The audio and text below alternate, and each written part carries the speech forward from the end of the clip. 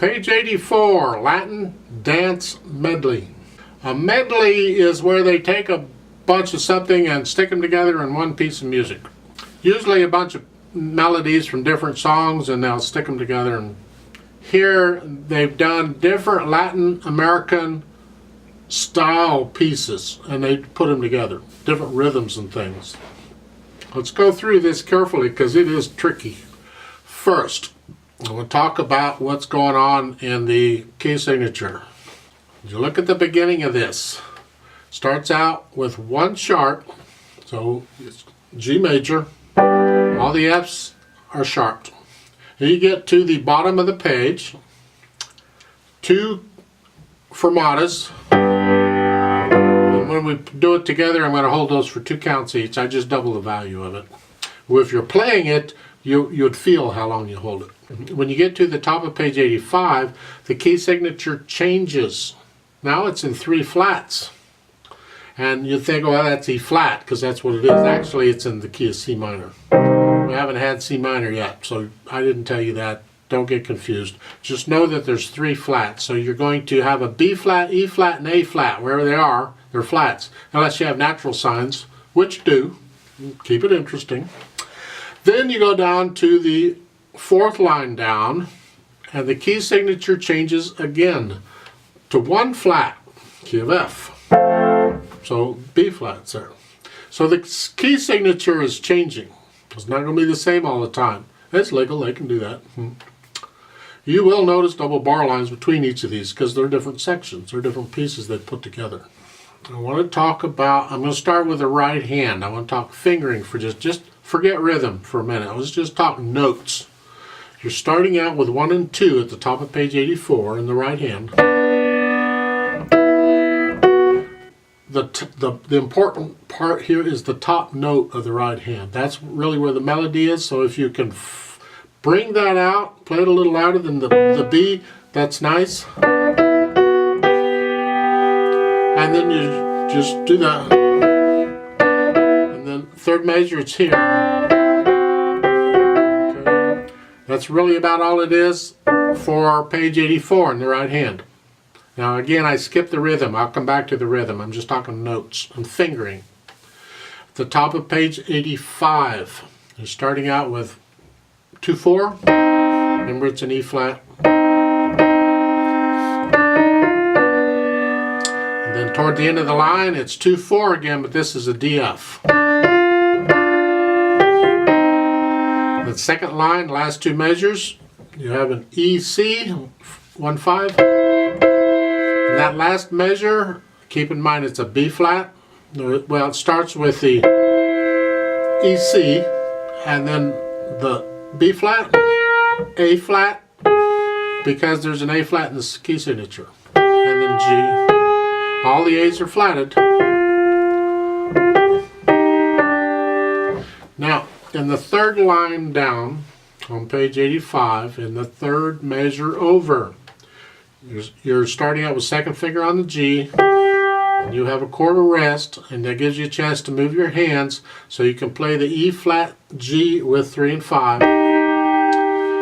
The G is tied over to the next measure, so you're going to hold it down while you play the D, so it's here, and then you can play the F, and that's important that you do that. Now there is one little concept in music I want to point out while I'm here, and that's in the 2nd line and the next to the last measure. It's an E natural. They put a natural sign. The natural is considered an accidental because it's introduced in the music like this when it should be an E flat. According to the key signature, they're telling you E natural. And then in the half note is an E natural C because the natural sign applies to the whole measure until you cross the bar line. Well, here's the exception. There's always an exception in there. If the note is tied across the bar line like it is here, you keep the accidental for the tie, just for the tie. Now once you release the note, then it's gone. So in the last measure there on the 2nd line, that EC, that is still an E natural because it's tied from before. Now let's go down to the last 2 lines there on page 85. One flat this time, you're 1-3, And then just follow the fingering. Now, I don't like using the same finger on repeated notes, but this is a tricky piece, so I'm not going to push it right now. Just do the best you can. You see in the second measure where you're starting with the thumb, but then you're crossing over to the D flat with fourth finger. We do that because it puts us in position for what's coming on later. Next to the last measure, the last note, they're suggesting a 1-4. So you can do a 1-5 in the last measure. The problem with that is the note right before the 1-4 is a 2-4 here. And then they're saying 1-4 with you got to move your fourth finger up again. That's a little tricky right in there because the black note gets in the way. So what you can do is use 1-5 on the last note, or in that measure, so it's 2-4 to 1-5, and then keep the 1-5 because it's easier to do 1-5 to 1-5 because you're out of the black key area. It's trickier when your hand is forced to go up into the black key area. So at the bottom of page 85, next to the last measure, the last note, the G-E, I recommend a 1-5, and then 1-5 on the last measure. Now on that last measure, because there's staccato, it's a wrist staccato. Remember, the only staccato I showed you was finger. But when you have multiple notes, fingers don't work. You got to use the wrist. Hello, like that. Let's talk about this rhythm.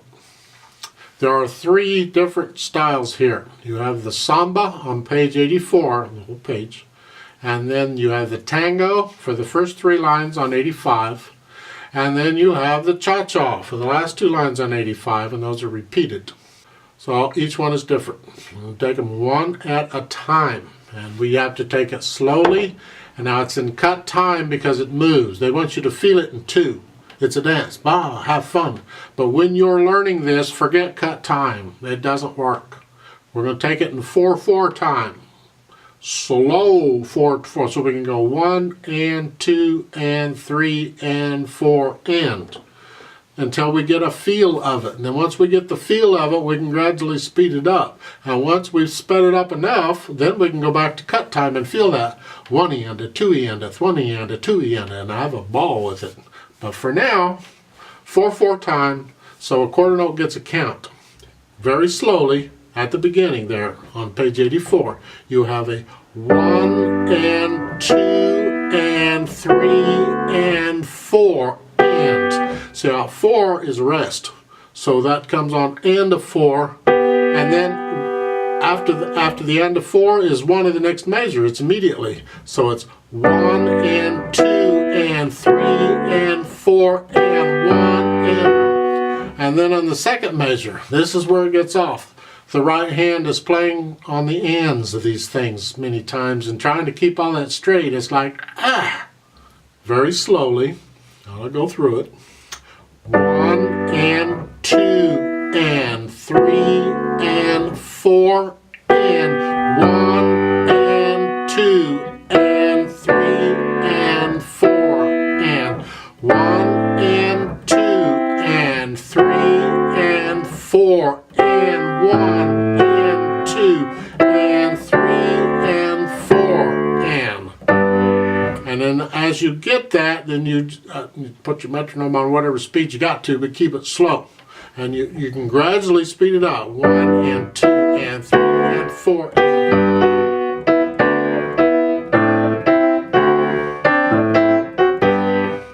and then it starts to make sense, and then eventually it's cut time.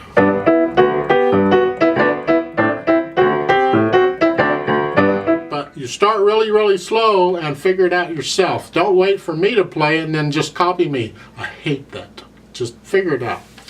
Alright, we're down to the 3rd line on page 84. We have 1 and 2 and 3 and 4 and 1 and 2 and 3. It's the same rhythm. It's just we're playing the same notes over and over. And that's pretty much the rhythm throughout this whole first page. That's the Samba. So you work that out really, really, really slow. Now, when I'm working and learning a piece of music that's in sections like this, obvious sections, I will treat each section as a separate piece, and I will focus in on a section and I will get it pretty good before I even look at the next section. And once I have the one section learned, then I start working on the next section. So you take a big piece of music and you break it up into little pieces and you attack each of the little pieces one at a time. So once you get that samba page down fairly well so you can play the rhythms correctly, go over to the tango. And again with the tango, we're going to slow it way down in 4/4 time and count 1 and 2 and. Because the left hand, look at the left hand. 1 and 2 and 3 and 4 and 1 and 2 and 3 and 4. Now that's pretty much the rhythm for the tango. It's pretty straightforward. The right hand rhythm isn't too bad because you're playing everything on one beat or another. So the two hands is 1 and 2 and 3 and 4 and 1 and 2 and 3. And you gradually speed it up.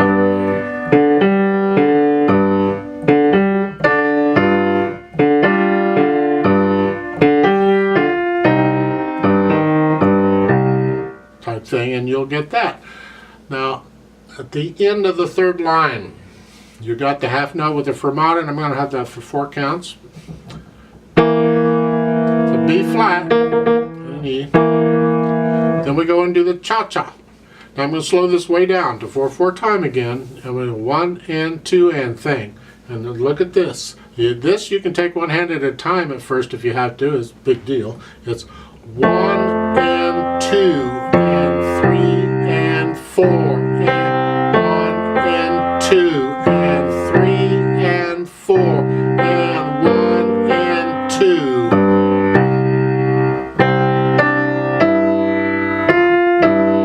And then gradually speed it up.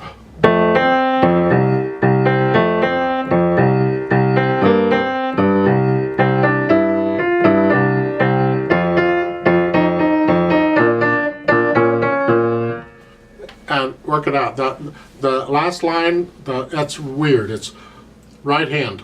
1 and 2 and 3 and 4 and 1 and 2 and 3 and 4 and 1 and 2.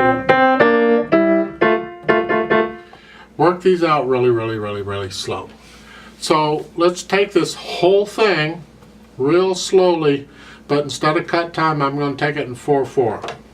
So I'm going to give us 4 counts, and let's try it. So it's like a 1 and 2 and 3 and 4, and let's see if we can get through this whole mess.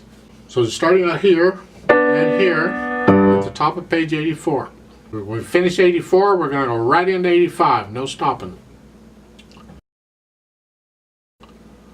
1, 2, ready and go, and 1, 2, 3 and 4 and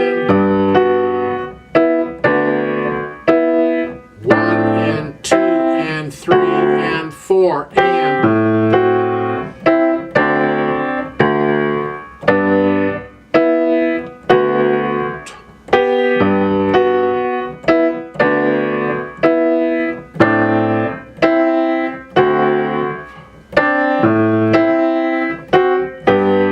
rest.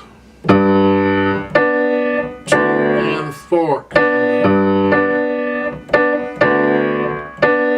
1 and 2 and 3 and 4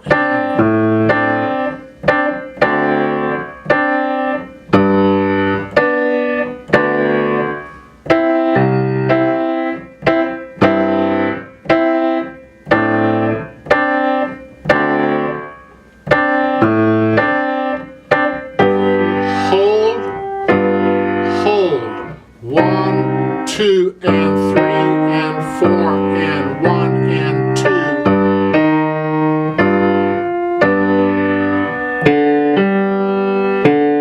1 and 2 and 3.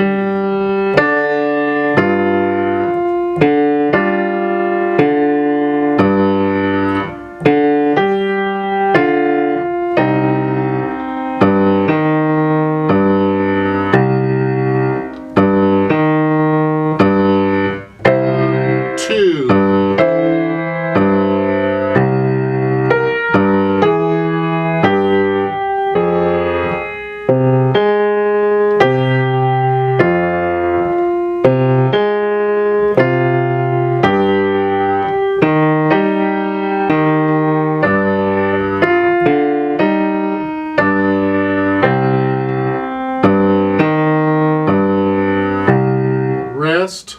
1, 2, hold 2. 1.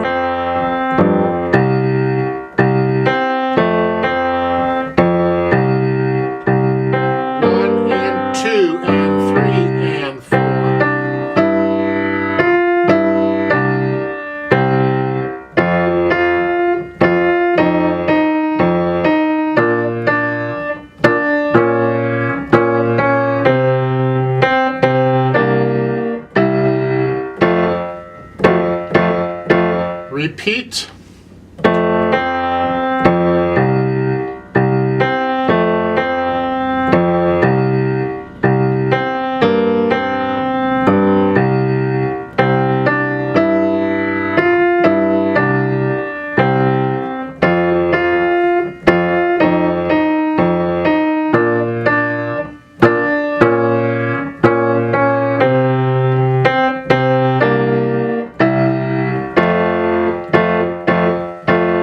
Rest. I don't know that I want to play the whole thing for you, but I give you at least an idea of how each of these sections could go a little faster in cut time, like I want to. It'd be like that.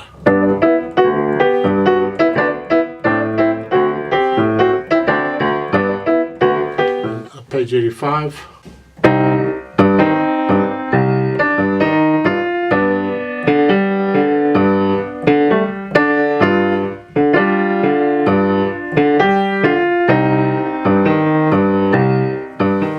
And then the cha-cha is that.